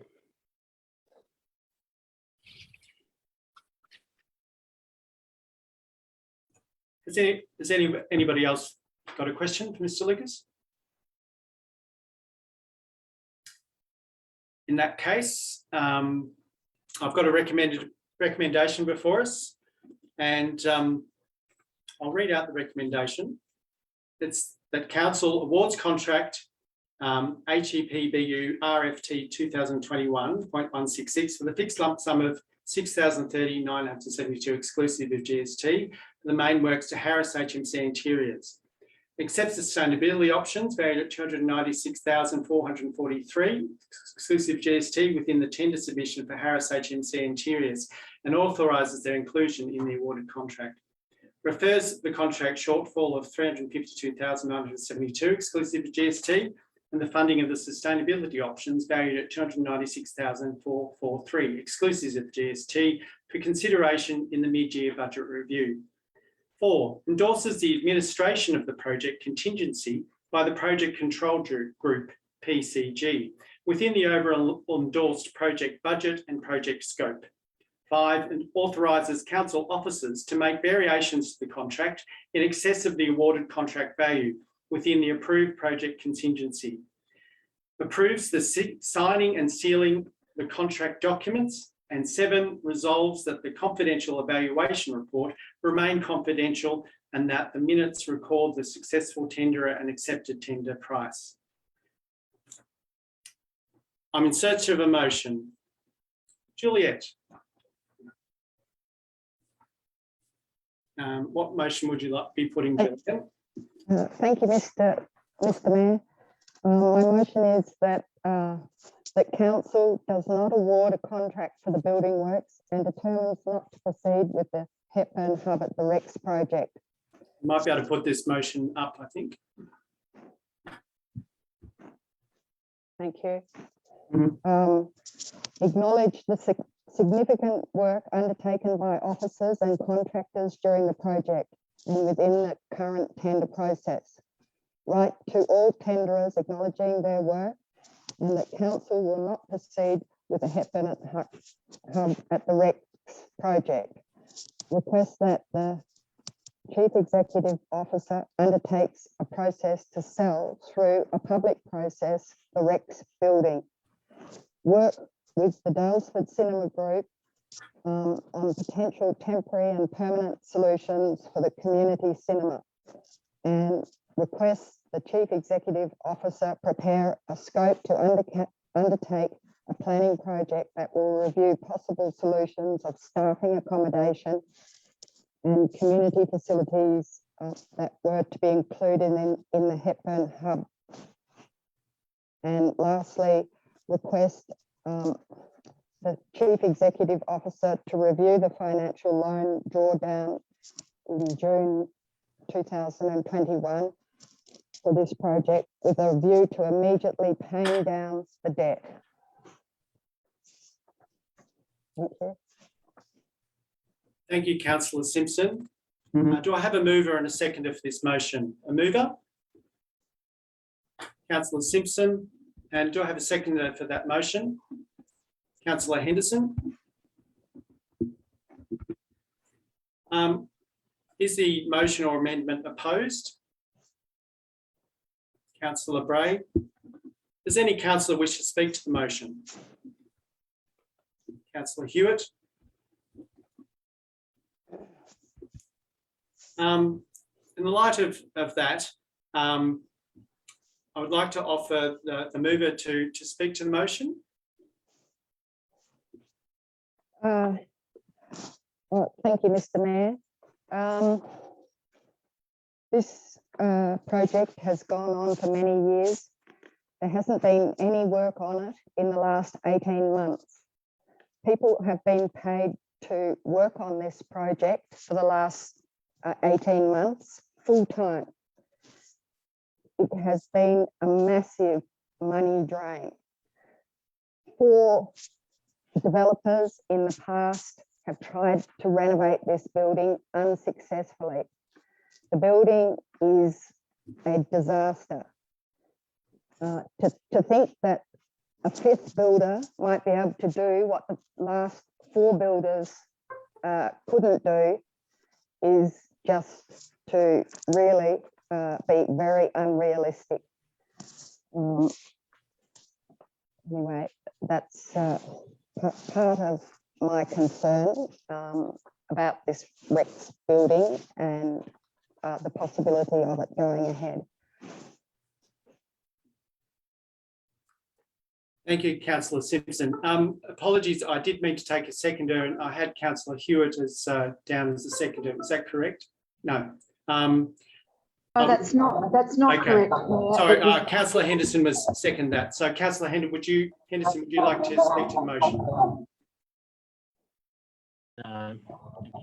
Thank you, Mr. Mayor.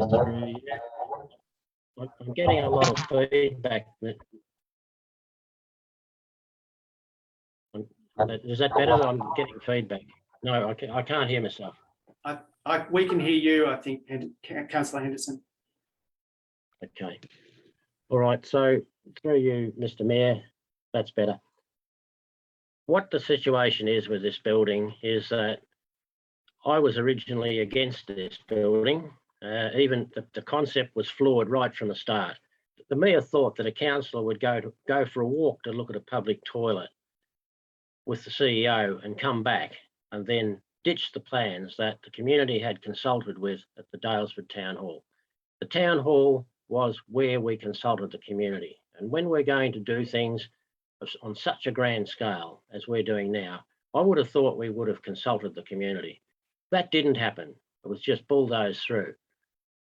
The council having voted on it, I was bound to accept that. And I did, and I gave it my best shot. I gave this project the very best opportunity to show that it could be done. That's why I supported the council decision that was taken, even though I didn't agree with it. Well, it's a debacle. This is just like putting new tyres on a car that's got a blown engine and the gearbox doesn't work. The foundations of this building, to the best of my knowledge, will not allow for us to expand into the future. We won't be able to build second stories on it without extensive underpinning work. And look, I really do feel sorry for those people who, the cinema group in particular, the Dalesford Cinema Group. I know we hear that it's going to be a cinema for the whole Shire, but in fact, it's the Dalesford Cinema Group, and I applaud the work that they've done to stick with this project. However, we can't be building and spending $6 million or $7 million, and who knows how much, because we haven't even priced the awning and all the other work yet, and we don't know. So no one can tell me how much this building, even to this day, is going to cost. We'll let it contract by contract and just go on until the Shire goes into administration, if that's going to happen. Maybe in dramatisation, but we just cannot have the ratepayers from all over the Shire continually pouring money into a bottomless, what seems to be a bottomless pit. On facts, this building doesn't stack up. Here we go, we're going to have a $15 or $16 million building that's valued at 8 or 9. Who would buy that? What bank would loan you money? Well, I know the Commonwealth Bank perhaps would loan you money on the basis that you've got something worth 9 million and you're borrowing to build something worth 16 million. I just can't support this, and I think that we need to start again. That's a brave move, and I've done it with a heavy heart, and it's not because I didn't support it. I've given this project my very best efforts to try and get it over the line, but I can't find myself doing it on this occasion. Thank you. Thank you, Councillor Henderson. I'll call on Councillor Hewitt to speak. Thank you. Thank you, Mayor Drylie.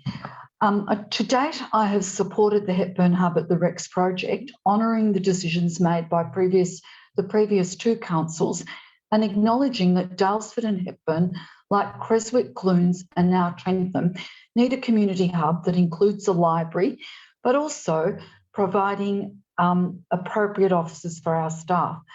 However, unfortunately, I'm unable to continue to support the project.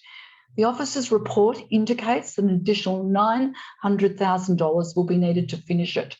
We have a revised budget of $9.6 million for the construction phase, up from $8.7 million in June, following the termination of the earlier contract with Hutchinson's Builders. That there's such an increase in 5 months, and when you consider that the construction budget has gone up $2.5 million from the contracted price with Hutchinson's, does of course raise questions that Councillor Henderson has already identified about whether the project, if it proceeds, will stay within the current estimates. If, councillors, you decide to award the contract, the total cost of the project will be over $15 million, and an additional loan of $2.5 million will be required. There's a clear community benefit for residents in Birch to proceeding with the building of the community hub, one that will include a library, a cinema, and council services for Dalesford and Hepburn Springs. But it's my view that the cost of that community hub is not an equitable burden for ratepayers across the whole Shire. Of course, ratepayers in all wards support the building of facilities in other parts of the Shire for the benefit of other residents, but they do need to be assured of value for money. It's arguable that ratepayers in other wards, some of whom are unable to get a rubbish collection, would see a cinema as would see that cost of this building as value for their money. Our staff do need accommodation, and certainly having seen some of the areas that they work in, the physical space is appalling. There's no question about that. But the proposal to move into the Rex was done so many years ago with no workforce plan and with no building assessment plan. The scope was designed to fit the building, not to respond to carefully identified and analysed needs. It's now 2021, and to commit such a significant amount of ratepayers' money to a proposal that is a checkered career without knowing that there is what's there and what's proposed will actually meet the staffing needs, or indeed the community needs for a hub in 2021, is in my view, irresponsible and not taking into account our duty to ratepayers across the whole of the Shire. For that reason, I'm supporting the motion that Councillor Simpson has moved and Councillor Henderson has seconded. Thank you. Thank you, Councillor Hewitt. Calling on Councillor Bray speaking against the motion. Thank you, Mayor Drylee. I wish to speak against the motion, and I'd also like to foreshadow that if this motion does not succeed, that I would like to put another motion. There are three main reasons to consider in this decision about the future of the REX project: financial considerations, operational and staffing considerations, and the net community benefit. Council have been fully briefed on the financial implications of selling versus continuing with this project. And to stop and sell now, after all the funds that have been invested, all the time and design work, further work done to improve the clarity and scope of the project, to sell now would be a cash loss to council and ratepayers in the millions of dollars with nothing to show for it. To continue with this project means we can take an advantage of the position we are in. We have a building and we have a thorough design plan and we have a tender ready to go. There are contingencies built into this contract, which means the fixed price is the fixed price. If we decide to build tonight, we could be inside our new library, community auditorium, co-working space and staff offices by August next year. If we cancel the project now, it could take 5 years before we see our new building. Secondly, we need to consider the operations of our council and our staff needs. Staff have been working in cramped and inadequate conditions since 2016, and our current offices are non-compliant for disabled access. Our staff have had a really tough 2 years with the pandemic. They've been working from home and they've had extra workload from the storm recovery, but they've soldiered on and they've done an incredible job. You have to tell staff now that they have to wait another 5 years for a decent office will be extremely hard. I want to be able to support our staff and their well-being because that is the best way to support our community. Finally, we must consider the net community benefit. Daylesford's current library is too small for its population. The hub will provide an indoor, warm, sheltered space, and the cinema provides an engaging cultural experience for all our community, but particularly those who will benefit will be our youth, our young families, and our elders. And maybe also we'll finally have some access to public toilets in the centre of Daylesford. I believe that to proceed with the REX is the correct move on, and do not support this motion, because to proceed will be to preserve a historic heritage building for the benefit of our community as a central meeting and sharing space within 1 year. And it will be an icon of sustainability and a focus for our Shire and a solid base for the work we need to do on all our future projects for the benefit of the wider community. So I will not support the motion to cancel the REX project. Thank you, Councillor Bray. I call on Councillor Hood speaking for the motion. Thank you, Mr. Mayor. Councillors, we are faced with a very problematic and significant decision, and it's one that certainly I have given considerable amount of thought to over many months. This situation we find ourselves in could accurately be described as a classic lose-lose situation. On the one hand, if the project is ceased, then council will incur a $6 million loss. In highly dubious circumstances, a subject for another day, the building was purchased for $6 million when it was worth $3 million. A further $3 million of ratepayers' money has effectively been wasted on what has proven to be substandard, non-compliant works. To date, the project has therefore consumed $9 million in cash, and based on current knowledge, council may recover something slightly more than $3 million through the building's sale. On the other hand, if we proceed, then a further $7 million at least will be invested, bringing the total project to $16 million. That carrying value must then be written down so that it does not exceed the completed building's estimated valuation of $9 million. No matter the decision we make tonight, the community and council incurs a significant financial loss. Not of our doing, I might add. Councillors, we must make our decisions based on the evidence before us and take a whole of Shire perspective. Regrettably, we're also being asked to make this decision in isolation, which in itself is unreasonable and unfortunate. Ordinarily, such a decision would be made in the context of council's strategies and plans. The two critical factors here being people and buildings. However, council does not have a plan to address how it accommodates and deploys its 200 odd employees across the Shire. For an organisation that is focused on improving its service delivery, this is a significant shortcoming.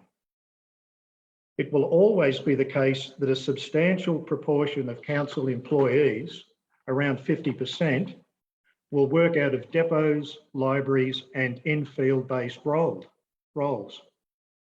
There is an argument that staff in other administrative roles, such as planning, could be deployed in a decentralised manner for at least some of the time. Even in the best of times, an agile organisation would critically examine its service delivery. And if COVID-19 has one lesson, it is the need for flexibility and agility in how we work. Currently, there is no plan to address the issues of staff accommodation and deployment. Similarly, council does not have a long-term strategic plan that addresses the maintenance, retention, or the divesting of its building assets.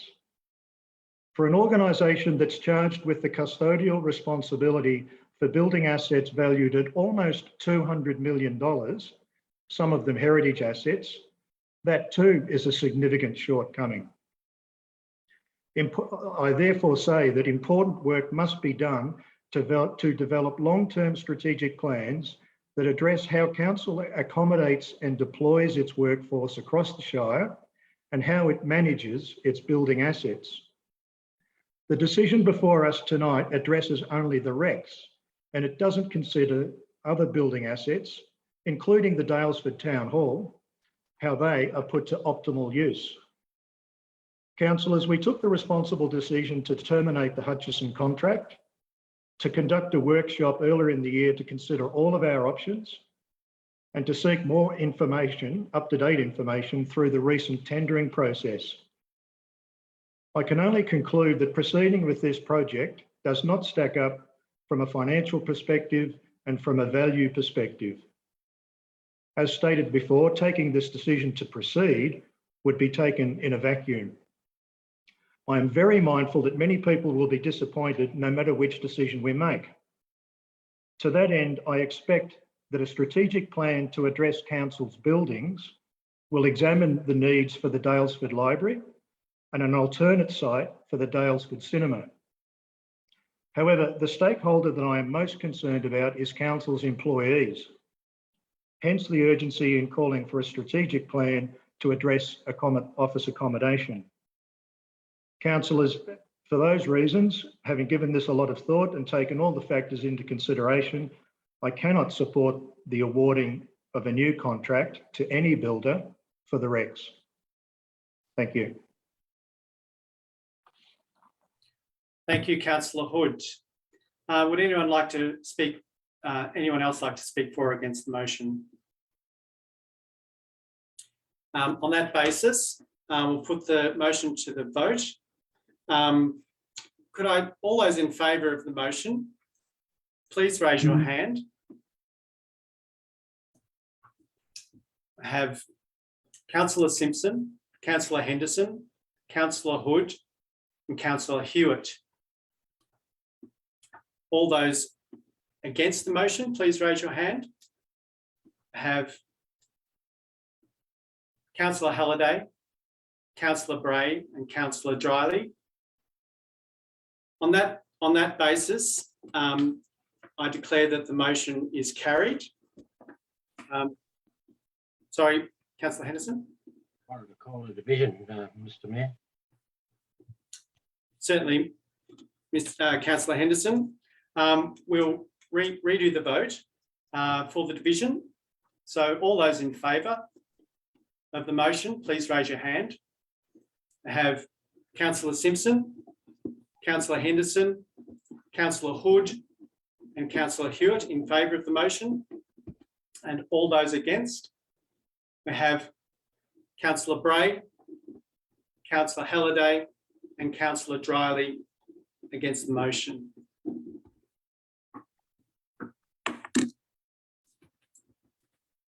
So that I declare that the motion is indeed carried.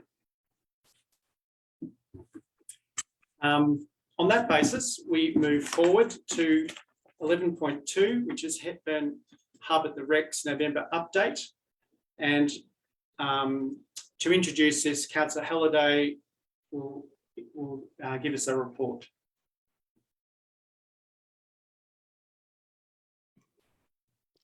Sorry, Mayor, bear with me a moment. Okay, thank you.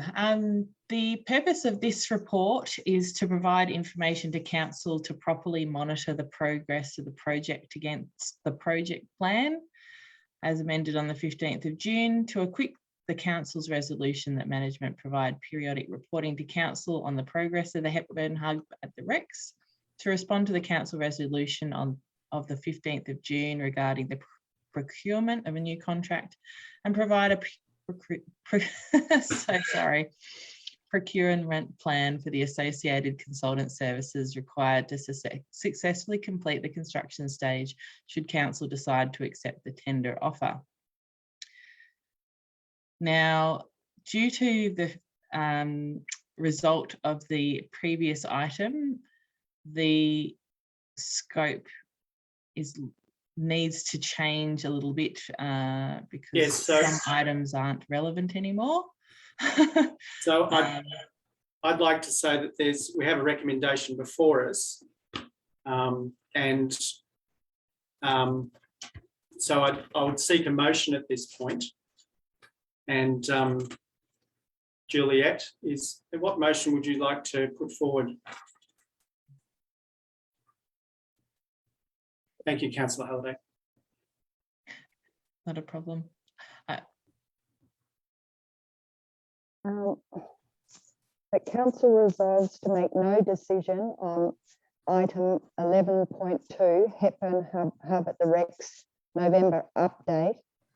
And I don't know if it's appropriate to include this now or the next one. 11.3, Hepburn at the Rex project reference group membership applications, as Council has determined at 11.1 of this Council meeting not proceed with the Hepburn Hub at the Rex project. Okay. Do I have a mover for this motion? Mayor Dryly, there seemed to be different to what councillors. Sorry, you're breaking up, Councillor Hewitt. I just, if Councillor Simpson could read her motion again, because what was up on the screen for 11.2 was different to what she read out. Could we actually put up the motion on the screen, please? Thanks, Kristen. We can. We'll bring that up slowly. Obviously, it needs to be the motion that's read out. So Councillor Simpson would need to reread the motion, which will come up on the screen very shortly, if this was indeed the motion she wished to put. Okay.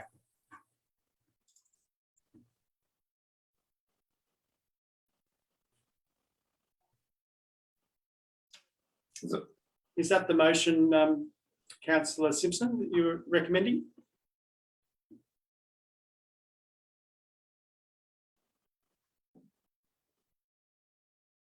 Sorry, you're on mute, Councillor Simpson.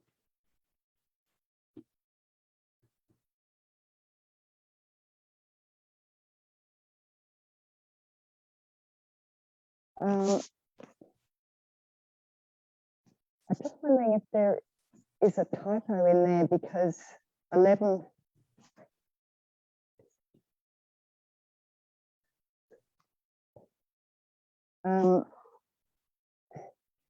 The inclusion of the first sentence, make no decision on item 11.2, Hepburn Hub at the Rex November update. 11.1 wasn't the November update, it was the motion that we've just passed. So might just call it a moment to speak to our governance members. Mr. Mayor, so a councillor needs to put a motion and then that motion needs to be seconded. If a councillor can't articulate the motion, it might lapse if it's not seconded, or the motion needs to be seconded. So, all right, well, okay, I will put that motion up, which is on the screen. Thank you. I can bring that back up to help everybody.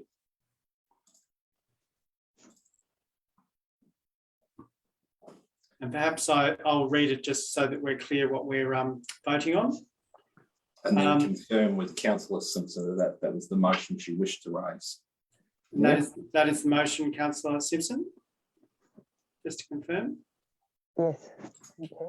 Okay, thank you. So the motion is that Council 1 make no decision on item 11.2 Hepburn Hub at the Rex November update, as Council has determined at 11.1 of this Council meeting to not proceed with the Hepburn Hub at the Rex project. 2, note and remedies the existing breach of section 9.2 of the LGA 1989, albeit retrospectively for the payment of the existing architect fees, and note and remedies any other minor breaches of the procurement policy, albeit retrospectively associated with the procurement other consultants, including the building surveyor, structural engineer, services engineer, quantity surveyor, and the like, up to and including the 31st of October 2021. Do we have a mover for that motion? Councillor Simpson, a seconder. Councillor Hood. All those in favour of the motion? Councillor Hood, Councillor Simpson, Councillor Henderson, Councillor Hewitt. All those against the motion? Councillor Halliday, Councillor Bray, and Councillor Dryly. On that basis, the motion is carried.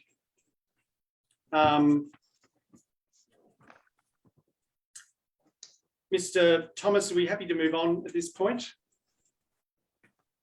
Yes, that motion was, as you said, carried. So that motion for 11.2, and you'd be able to move to item 11.3, Mayor. Moving on to 11.3, Hepburn Hub at the Rex, the project reference group membership applications.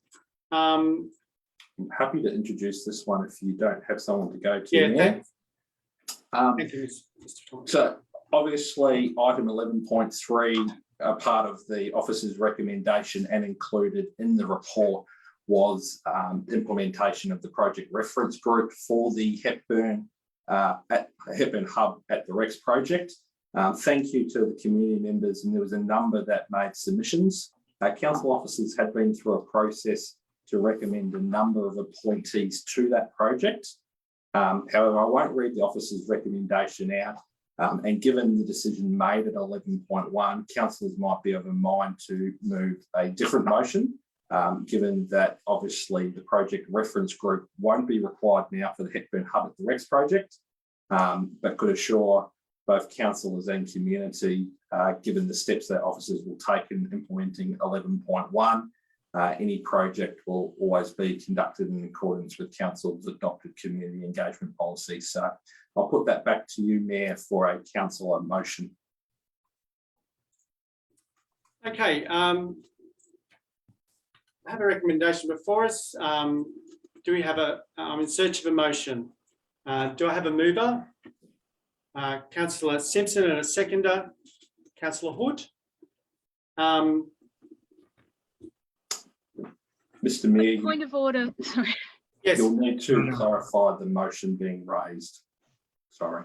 Okay, so, sorry, the motion being, please. Thank you, Mr. Mayor. The motion is 11.3 Hepburn Hub at the Rex Project Reference Group membership applications, as council has determined at 11.1 of the council meeting to not proceed with the Hepburn Hub at the Rex project.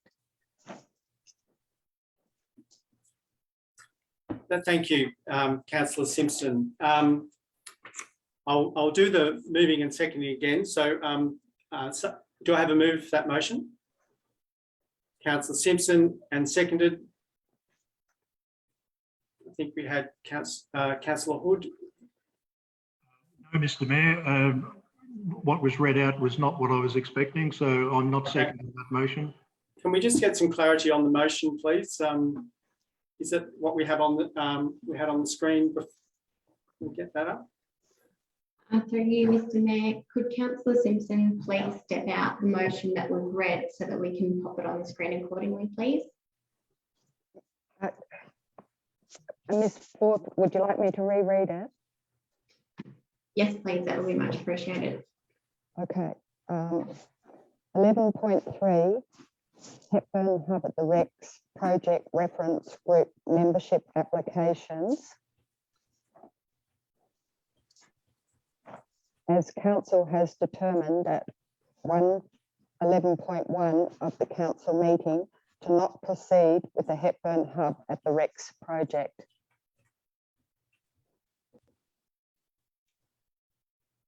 Just bear with us, councillors. We don't have that motion, so we're just trying to write that down to help councillors. So can I just ask, do you have a copy of a similar motion? Am I allowed to ask that? Or do we have to go to another motion? Mr. Mayor, you might need to clarify with the councillors in terms of being really clear with the motion, or not having this motion tabled by not having a seconder and therefore going to another motion. Just need clarity in terms of what the motion is, or we need to not have a seconder and move forward. Okay. At this point, I will. We do need some clarity on this motion, and I would seek a seconder. Is anyone willing to second this motion? I'm sorry to cut in, but I've missed out reading the first part of the motion. I'm sorry. All right, for clarity, can you please read the motion again, Councillor Simpson? That council resolves to make no decision on item 11.3 Hepburn Hub at the Rex Project Reference Group membership applications, as council has determined at 11.1 of this council meeting to not proceed with the Hepburn Hub at the Rex project.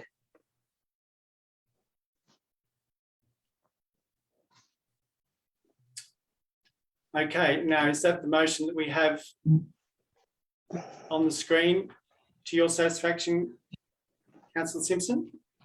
Yes, thank you, Mr. Mayor. Okay, so on that basis, do I have a mover for that motion? And a seconder? I'm assuming your hand is not a seconder, Ms. Councillor Hood? Yeah, I'm not seconding that motion, but I do have one prepared. Okay, I think on that basis, as we don't have a seconder, this item will lapse, this motion, and I will seek any other further motions. Councillor Hood. Thank you, Mr. Mayor. I have a motion that's in three parts. that Council 1 thanks members of the community for their application to the Hepburn Hub at the Rex Project Reference Group. 2, that Council notes that the Project Reference Group will not be created, as Council has determined at 11.1 of this Council meeting to not proceed with the Hepburn Hub at the Rex project. And 3, note that any future community consultation for possible solutions of staffing accommodation and community facilities will be undertaken in accordance with Council's community engagement policy. Thank you, Councillor Hood. Do we have a mover for this motion? Yep, I so move. Councillor Hood, and a seconder for this motion? Councillor Henderson. Gee, I think you're right, Councillor Hewitt. Okay, Councillor Henderson is second that motion. And would you like to speak to the motion, Councillor Hood? Yes, thank you, Mr. Mayor. Points 1 and 2 of that motion are very straightforward. We need to thank those members who stepped forward enabling to assist us. But point 3, I particularly want to emphasise, because as I said earlier, Council now has at least 2 substantial pieces of work to do. One is to determine what our strategy is for the accommodation and employment of staff across the Shire, which directly relates to how they deliver our services. And in line with our community engagement policy, I think it is terribly important that we have a project reference group made up of community members from across the Shire that helps guide us in that process. Because the staff are going to deliver these services after all. And the second part that I mentioned earlier was to come up with a strategy of how we handle buildings worth $200 million, including the Daylesford Town Hall. And again, similarly, I believe that we need strong community consultation on that front as well, on both the people issues and the building issues. So while the project reference group may not be undertaking the work originally planned for it, now that the decision on the Rex has been taken, I think there are 2 critically important pieces of work going forward. And of course, that will help address the library's needs and the cinema's needs. So I commend that motion to my colleagues.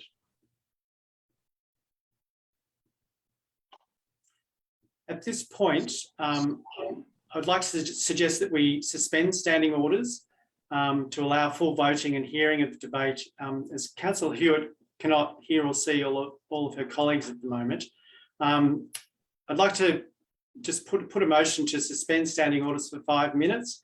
Would someone like to move that?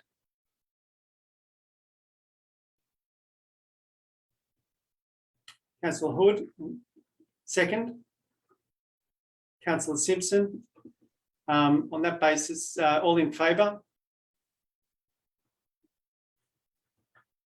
So Councillor Halliday, Councillor Dryly, Councillor Simpson, Councillor Henderson, Councillor Bray, Councillor Hood, Councillor Hewitt, can't hear us. So yes, Councillor Hewitt. So that is carried unanimously. We'll suspend standing orders for 5 minutes and come back at 8:14.